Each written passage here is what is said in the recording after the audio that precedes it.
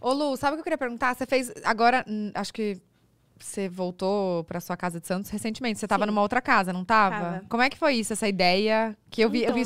acho que foi você, não foi? Fabi postou a retrospectiva, tipo, ai, nessa casa, Sim, foi nossa. muito legal e tal. Na verdade, essa casa nem era pra ter acontecido. Era pra gente ter ido passar uma semana numa cobertura de um prédio que a gente achou lá, fuçando, enfim. Como era período de quarentena, eu queria um lugar diferente pra gravar. E aí a gente pensou, bom, vamos ir pra uma cidade aqui do lado e aí a gente Aonde fica, vocês passa foram? uma semana. Onde era a casa? Era no Guarujá. Guarujá. Aí a gente pensou, vamos passar uma semana e nesse apartamento lá produzindo conteúdo.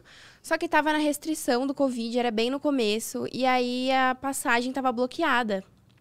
E a gente ia pra esse apartamento e no final não deixaram a gente ir. E aí a gente só tinha uma semana, né? Teve que voltar. E a gente tava procurando casa, só que a gente achou essa cobertura mais interessante também, porque era só uma semana.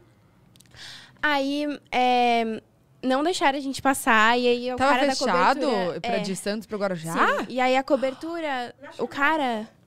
Quê? Naquela semana. naquela semana. É porque não era pra ir, eu acredito muito nessas É, coisas, era pra ir pra casa. Aí o cara da cobertura não quis devolver o dinheiro pra gente, não quis, Putz. tipo, não quis marcar pra outra data, enfim. Ai, que Aí sacanagem. a gente continuou procurando, porque vai que, né, se a gente conseguir outro lugar pra ficar. E aí a minha mãe achou uma casa, que era essa casa, tipo, super linda, assim, a gente não tinha visto ela. E aí no dia ela chamou o cara, o dono da casa, pra conversar, pra negociar, enfim. E ele falou, tipo, passou as informações pra gente, a gente esperou liberar, né? E aí passou essa semana, a gente conseguiu ir. E era pra gente ter ficado, acho que 1 mês na casa. A gente fechou 1 mês, o pacote de 1 mês. Só que quando tava se aproximando de finalizar, a minha mãe estendeu pra 3, se não me engano. Aí a gente ficou mais, e aí foi ficando. Foi ficando. E bem na época que eu meio que cheguei na casa, tinham outros influencers gravando no Guarujá também. E eu falei, poxa, né? Tipo, já tava, acho que na linha amarela nessa época. E as restrições do trabalho tinham voltado. E como eu tinha um trabalho com essas influenciadoras, a gente foi gravar com elas, né? Uhum. Isso foi bem no começo. Quem que era? Era a Lisa Barcelos, a Vivi, a Nina... Esqueci o sobrenome dela. Sei, E sei. a V. Collen. Aí, elas estavam numa casa no Guarujá, a gente tinha um job pra fazer. E aí, a gente foi nesse job, esse dia, se encontrou. Tava todo mundo seguindo todas as regras. Eu não tava saindo de casa. Eu tinha ido pra essa casa justamente pra fazer o isolamento. Então, lá eu não me encontrava com ninguém. Gente, eu passei 1 ano e pouco nessa casa. E eu 1 ano? Era pra ser 1 mês, vocês ficaram 1 ano. Não. E eu simplesmente não. Não. 1 ano e meio. E a gente ficou só nós lá, né? Tipo assim...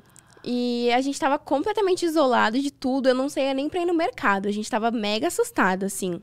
E a praia já tava liberada, os restaurantes, o trabalho tinha voltado. E aí a gente recebeu essa proposta de trabalho, foi encontrar com elas. E aí que veio o baque do cancelamento, né? Você teve? Eu não vi. Então, foi bem nesse dia que eu me encontrei com elas pra fazer esse job. Tava todo mundo seguindo todas as regras, todo mundo tava vacinado não, tava todo mundo com exame, né, enfim. E aí, a gente fez a gravação, tudo mais, e eu fui pra lá literalmente pra fazer meu trabalho, a gente não ficou de brincadeira, tanto que, tipo, eu nem dormi lá, eu só fui pra passar a tarde e voltei pra casa. E no dia seguinte, que começou a onda desse cancelamento, que foi muito astronômico, assim, eu realmente não tava esperando. Foi porque vocês se encontraram, é isso? Sim. Pra gravar, entendi. Sim. E aí as pessoas falaram, ai, mas ela tá brincando, tipo, meu Deus, tá acontecendo 1000 tragédias e ela tá de brincadeira. Sendo que tinha muita gente, influenciadora também, que tava se encontrando pra fazer o seu trabalho e que tava tudo ok, né? Até porque a gente não tava respeitando regra nenhuma. E aí eu fui apedrejada, assim, por uns 2 meses seguidos, por conta desse único dia, que foi o único dia que eu saí e foi a trabalho. E como Eu que não... Pode falar. E Desculpa. como que você lidou com isso? Então, na verdade, foi um susto pra mim, e acho que pra minha família toda.